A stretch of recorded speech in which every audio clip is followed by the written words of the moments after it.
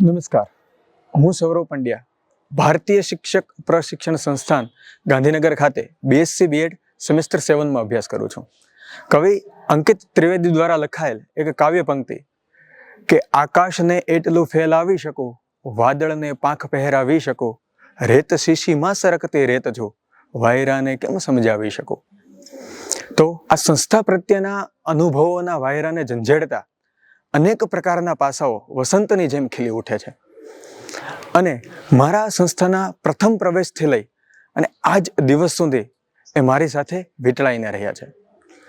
IIT સંસ્થાની આગવી વિશેષતા તેમાં ચાલી રહેલ અભ્યાસક્રમો છે, જેમ કે BSc BEd, BA BEd, MA MSc MEd, BEd MEd જેવા ઇન્ટિગ્રેટેડ અભ્યાસક્રમો આ સંસ્થા દ્વારા ચલાવવામાં આવે છે. અને હવે જો હું વાત કરું મારા સર્વાંગીણ વિકાસની, તો IITમાં થતા સેમિનાર, વર્કશોપ, ટ્રેનિંગ પ્રોગ્રામો અને સાથે સાથે કો કરિક્યુલર એક્ટિવિટીઝનો એક મહત્વનો ફાળો રહ્યો છે.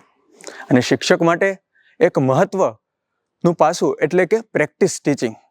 એમની માટે અલગ અલગ પ્રકારના ટ્રેનિંગ પ્રોગ્રામ અને સેમિનારનું આયોજન થયેલ, જેની અંદર પ્રી ટીચર્સ દ્વારા TLM એટલે કે ટીચિંગ લર્નિંગ મટીરિયલનો ઉપયોગ થયેલ, જેની અંદર ગુજરાતની વિવિધ શાળાઓમાં વિદ્યાર્થીઓને અલગ અલગ વિષયો TLMના માધ્યમથી શીખવવામાં આવે.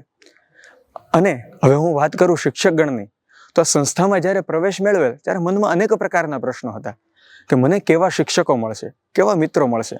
તો મારા અનુભવો દ્વારા શિક્ષકગણ વિશે જણાવું તો તમારા નાનામાં નાના પ્રશ્નો સાથે અહીંના શિક્ષકગણ ઉપસ્થિત રહેશે.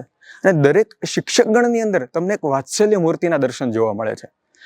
અભ્યાસક્રમ જે તમને નથી સમજાતું તે વારંવાર પુનરાવર્તન દ્વારા તમને અભ્યાસક્રમની અંદર ચોક્કસતા દર્શાવે છે.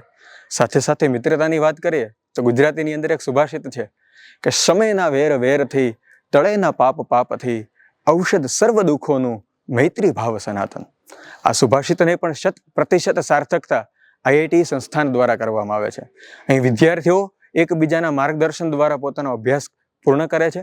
સાથે સાથે સિનિયર વિદ્યાર્થીઓના માર્ગદર્શન દ્વારા UGC NET, GSET, CTET, UPSC અને GPSC જેવી સ્પર્ધાત્મક પરીક્ષાઓની તૈયારી કરતા પણ જોવા મળે છે.